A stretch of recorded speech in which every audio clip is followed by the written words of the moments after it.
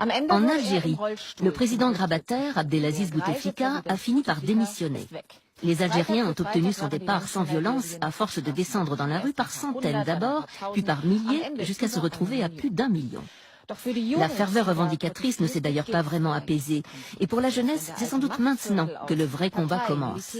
Car les caciques du pouvoir sont toujours là.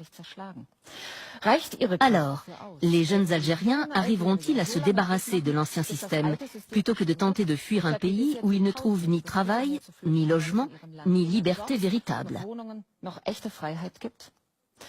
Jamal, Houda et Mohamed appartiennent à cette jeunesse en mouvement. Pour eux, la donne est en train de changer. Aujourd'hui, comme des millions d'Algériens, ils n'ont plus peur de parler pour exprimer leurs frustrations, mais aussi leurs espoirs. Claude de Maison et Clémentine Mercier sont allés à Alger et ont passé ces dernières semaines à leur côté. Voici 3 visages d'une génération bien décidée à construire une nouvelle Algérie.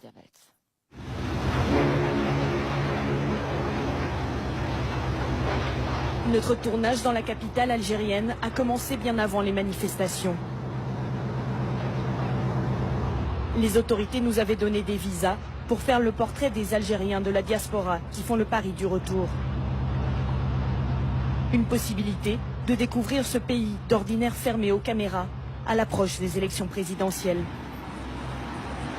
Ce scrutin devait voir triompher pour la 5e fois Abdelaziz Bouteflika, au pouvoir depuis 20 ans.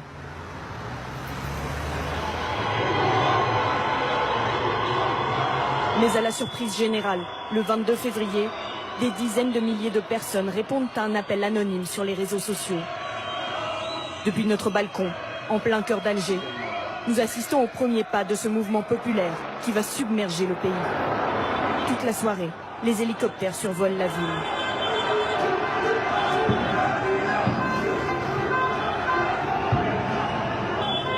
Prise au dépourvu face à l'ampleur de la mobilisation, la police protège le quartier du palais présidentiel à coups de gaz lacrymogène. À la nuit tombée, les forces anti-émeutes finissent par repousser la foule sans faire de victimes. Malgré l'interdiction de manifester, les citoyens vont revenir chaque vendredi, toujours plus nombreux. 6 semaines de soulèvement finissent par forcer le président Bouteflika à la démission. Impossible en tant que journalistes étrangères de couvrir de l'intérieur ces rassemblements qui ont bouleversé le pays. Mais nous avons choisi d'adapter notre projet et de faire le portrait de 3 jeunes Algériens qui incarnent la diversité du mouvement. Entre 2 petits boulots, Jamal est venu à pied de son quartier populaire. Comme lui, la moitié de la population a moins de 30 ans. À 23 ans, Jamal rêve d'un travail stable et de louer un appartement. À défaut, il songe, comme tant d'autres, à traverser la Méditerranée pour tenter sa chance. Je sors manifester chaque vendredi avec le peuple, parce que mes droits ne sont plus que des rêves. Il n'y a pas que moi, on est 40 millions d'Algériens. Fer de lance de la contestation, les étudiants. Ils sont 1 700 000 à travers le pays, dont 2 tiers de femmes. Beaucoup, comme Houda, interne en chirurgie, espèrent que cette mobilisation sera l'occasion pour les Algériennes de prendre plus de place dans la sphère publique. Tout le monde a cet espoir et cette impression que ça commence déjà à changer. Le peuple s'est affranchi de la peur qui existait avant. Ce mouvement populaire, c'est sans précédent. Et enfin, Mohamed, un entrepreneur franco-algérien. Il symbolise cette élite formée à l'étranger. Lui pariait sur une ouverture économique dans un pays qui dépend quasi exclusivement de ses exportations d'hydrocarbures. Finalement, il est devenu le témoin d'un tournant politique. On sentait tous qu'il y avait un mécontentement social, mais on ne s'attendait pas à un tel soulèvement d'un coup. Je pense que personne n'avait prévu. Des millions de personnes dans la rue, Alger, noir de monde. Moi, je pense que c'est l'un des meilleurs moments de l'histoire de l'Algérie, si ce n'est le meilleur.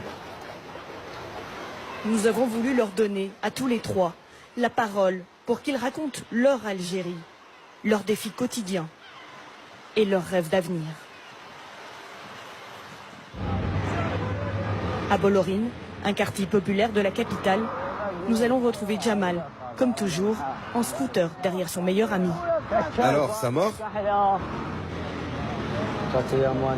J'ai quitté l'école après le collège. J'ai fait une formation électricité-bâtiment et j'ai eu mon diplôme en 2014. J'ai déposé des CV. Je voulais vraiment faire ce métier, mais aucune entreprise ne m'a pris.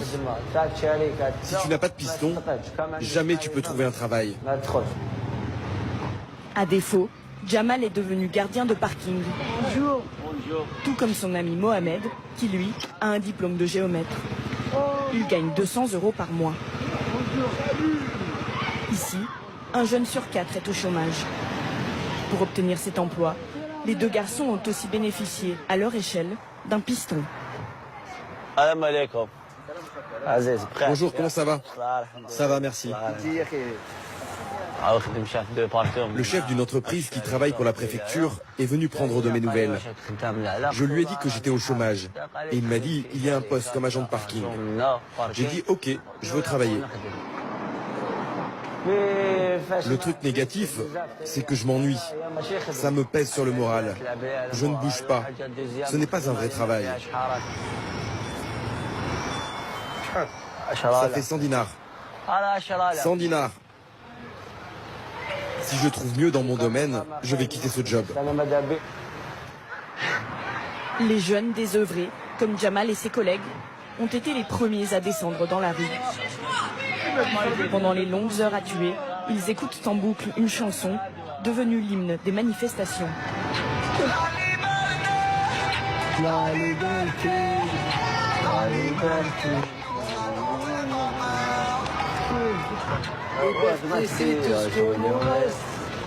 Tu sais, quand j'écoute cette chanson, les paroles, c'est ce que je ressens. Notre situation, ce qu'on vit. C'est cette chanson, moi, qui m'a donné le courage pour sortir chaque vendredi. Jamal cumule plusieurs petits boulots, une habitude parmi les Algériens les plus démunis. En ce moment, c'est moi qui ai la responsabilité de la famille. Et mon salaire ne suffit pas. On dépense tout en une semaine. Mais grâce à Dieu, j'ai aussi des petits jobs comme la pêche. Depuis que je suis petit, je sors en mer pour pêcher. On a appris avec les vieux. Allez, 1, 2, encore. Allez, monte.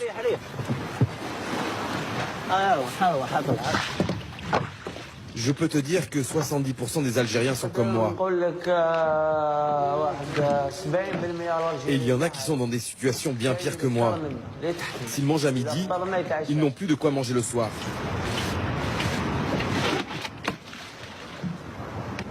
Je jette le deuxième? Non, pas tout de suite. Il y a déjà 90 hameçons.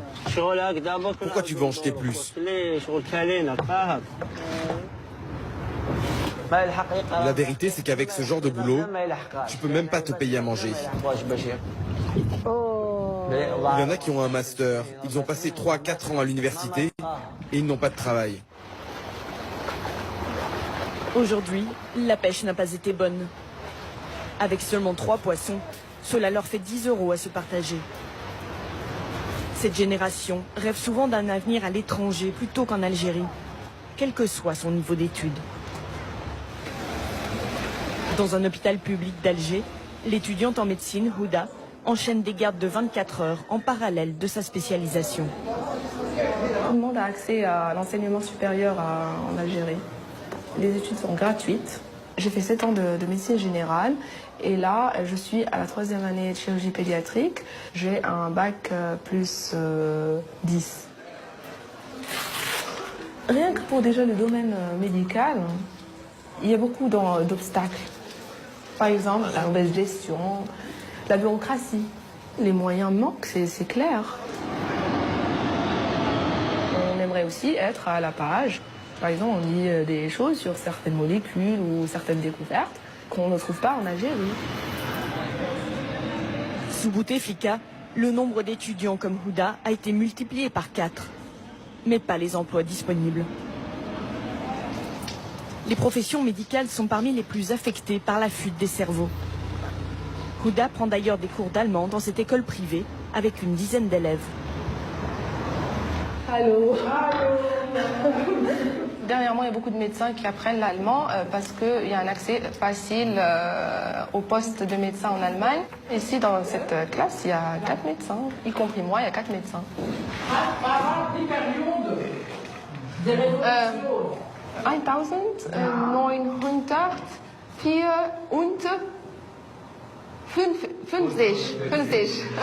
J'ai déjà eu envie de quitter l'Algérie. On croit toujours que l'herbe est plus verte ailleurs. On a cette image peut-être de l'Occident où c'est toujours mieux, c'est toujours plus facile.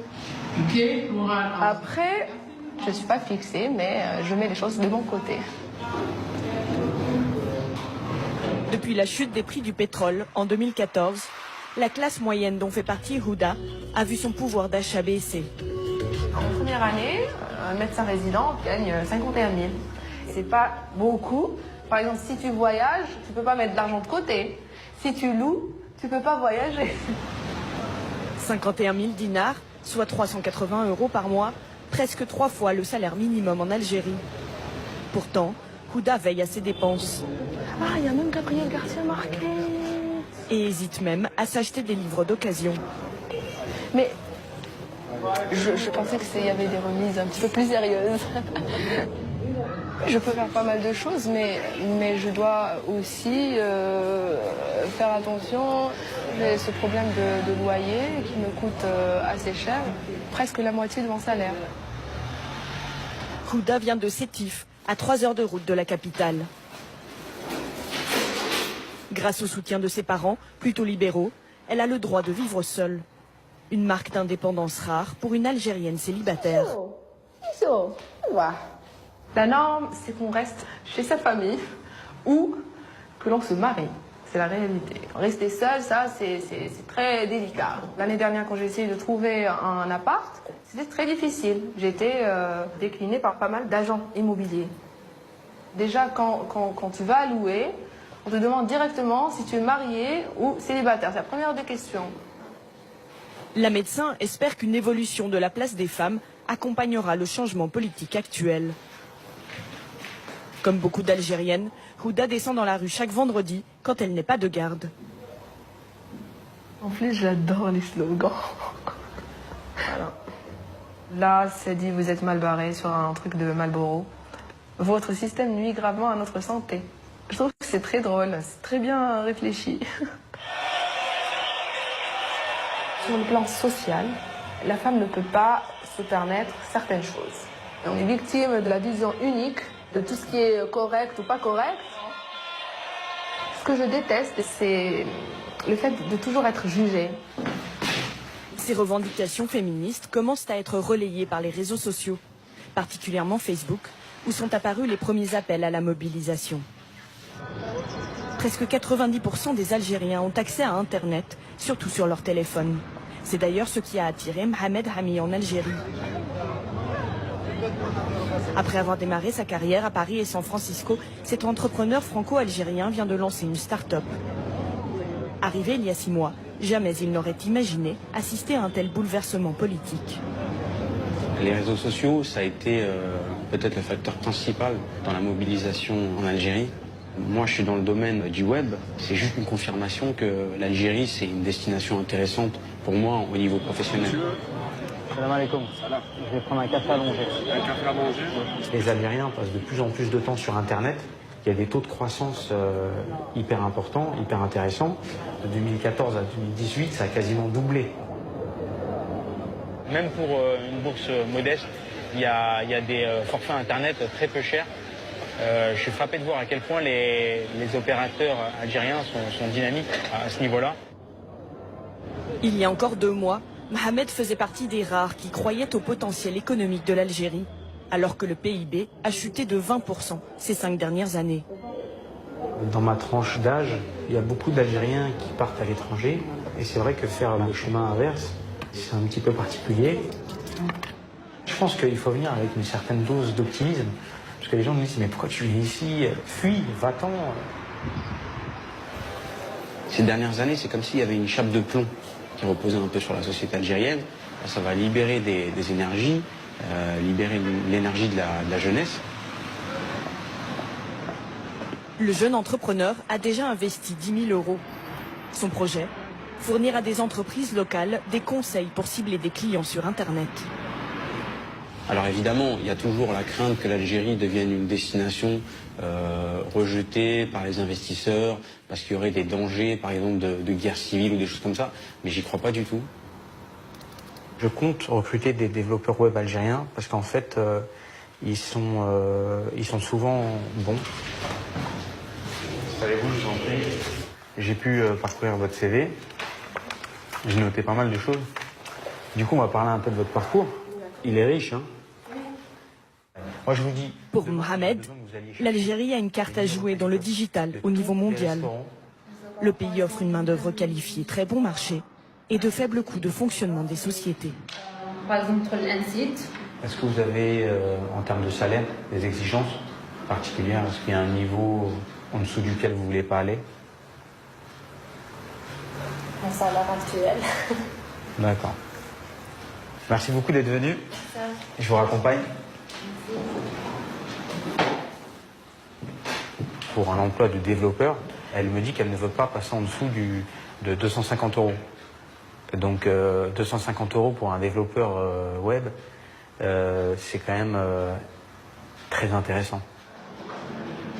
L'histoire de famille de Mohamed incarne les rêves d'émigration algériens. Son père, analphabète, est arrivé dans les bidonvilles de Nanterre en 1968 comme plongeur dans un restaurant. Salam alaikum, Zako, ça va? Mohamed possède la double nationalité. Bon élève, il a pu accéder à une grande école parisienne. Aujourd'hui, ses revenus font de lui un membre de l'élite algéroise. Il peut s'offrir les services d'un chauffeur et chercher un appartement dans les plus beaux quartiers de la ville. Il m'a dit, tu prends la rue et en haut, il y a une ambassade. Oh, c'est là, Tunisie. Je vais appeler la personne pour l'appartement. Merci. Quand j'ai annoncé à mes parents que j'allais vivre en Algérie dorénavant, pour eux, c'était un petit peu perçu comme un retour en arrière, dans un pays moins développé économiquement. Et en fait, j'ai dû leur expliquer que, au contraire, il y avait énormément d'opportunités ici qui étaient peut-être plus intéressantes que dans les pays occidentaux. Ah, il y a un petit claque là, on peut déplier, c'est un lit. 90 cm de largeur. D'accord, et ça, vous allez le mettre où, ça? C'est ça. Dans la chambre. Ah, dans la chambre, d'accord, ok. Il y a du boulot au niveau du ménage. Exactement, il y a des boulots, ouais. Ah ouais. Je suis conscient d'avoir de la chance, parce que j'ai les moyens d'habiter dans ces quartiers-là, et je sais que c'est pas donné à tout le monde. En fait, Alger, c'est l'une des villes les plus chères d'Afrique en termes d'immobilier. En loyer mensuel, un appartement comme ça, ça tourne autour de 1 000 €. Et en fait, c'est inabordable. Pour l'Algérien moyen, c'est carrément impensable. En plein boom démographique, l'Algérie connaît une pénurie de logements. Les grands programmes d'habitat sociaux qui faisaient la fierté des autorités n'ont pas suffi à subvenir aux besoins d'une jeunesse de plus en plus nombreuse et avide d'indépendance. La famille de Jamal, le pêcheur, gardien de parking, a postulé plusieurs fois pour obtenir un logement social, sans succès jusqu'à présent. Attention les voitures, hein. Ok. Alors que son père est décédé il y a quelques années, le jeune homme partage un 2 pièces dans cet immeuble avec sa mère et ses 2 frères. L'un au service militaire, l'autre au chômage. La mairie est en train de faire réparer la façade, sans frais pour les habitants. Il n'y a pas d'électricité? Non, il n'y en a pas.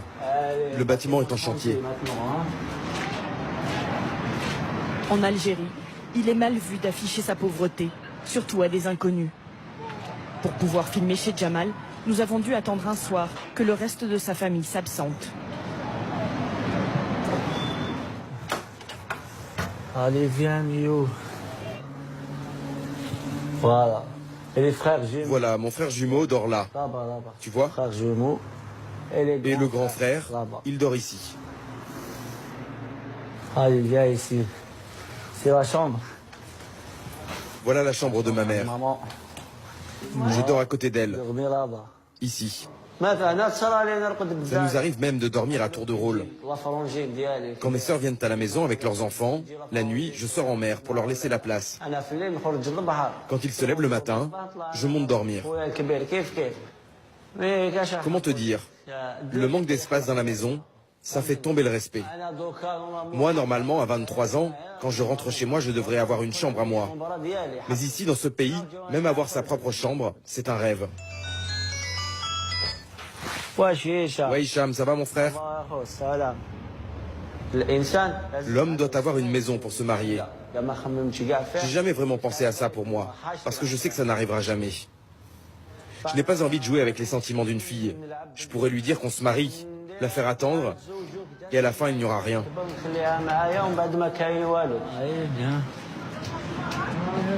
Le soir, Jamal et ses copains tiennent les murs. Une expression algérienne pour dire traîner dans la rue, car il n'y a rien à faire. Hey, Jamal, on t'attendait. Hamza, comment ça va? Ça va. Et la santé, ça va? Sans perspective, ces jeunes sont chaque année des milliers à tenter de traverser la Méditerranée au péril de leur vie. Pour endiguer ce phénomène, les autorités punissent les tentatives de 6 mois de prison. J'ai essayé de partir en clandestin 3 fois. Une fois, on a perdu le GPS. On est resté 3 jours en mer avant de rentrer. On a essayé encore, mais la mer s'est déchaînée. C'est Dieu qui nous a sauvés. Tout ça à cause du gouvernement, qui ne nous a jamais pris en considération. Il ne nous donne pas de travail, rien. Il s'en fiche de nous. Moi aussi, j'ai pensé à quitter le pays. La chose qui m'a retenu, c'est que ma mère m'a dit que si je partais illégalement, elle ne me pardonnerait pas. J'ai pensé à partir en barque. Je connais bien la mer en plus. Mais j'ai des amis qui sont morts pendant la traversée. Et ceux qui sont passés n'ont même pas réussi là-bas.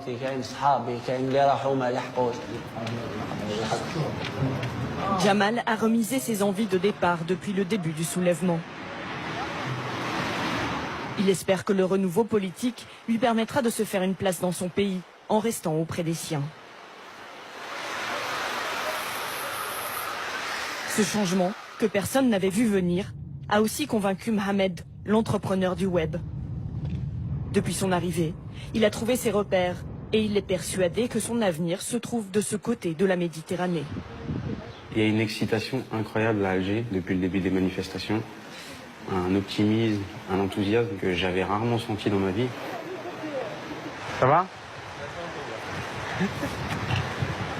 Excuse-moi. Ça va?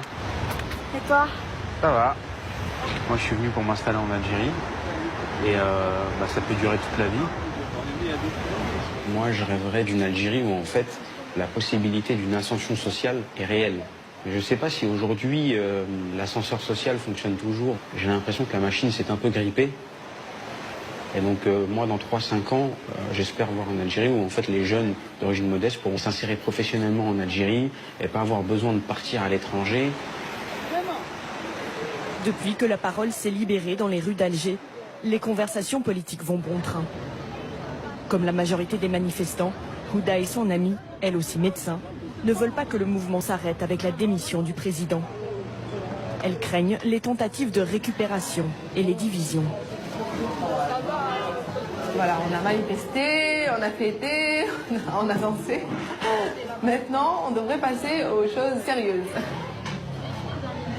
Je vais donner mon avis personnel qui ne plaît pas souvent, je reste sceptique. C'est vrai que le peuple se réveille, l'effet de masse c'est important, mais pas non plus se disperser, parce que l'objectif c'est pas de loin, donc c'est reconstruire l'Algérie, mais c'est l'Algérie quand même, c'est pas... Malgré ses inquiétudes, Houda n'a jamais été aussi optimiste. Je commence à me projeter beaucoup plus en Algérie qu'ailleurs. Je me dis, voilà, j'ai ce sentiment aussi de vouloir offrir quelque chose à mon pays. Les Algériens devraient être prochainement appelés aux urnes. Tous espèrent que le futur gouvernement saura répondre à leurs aspirations. Mettre fin à la corruption et au clientélisme, diversifier l'économie et créer des emplois, et ainsi voir émerger une nouvelle Algérie.